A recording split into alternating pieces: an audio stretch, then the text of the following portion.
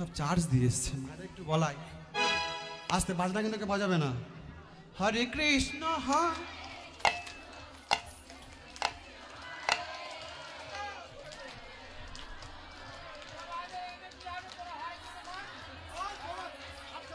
বাহ বাহ বাহ।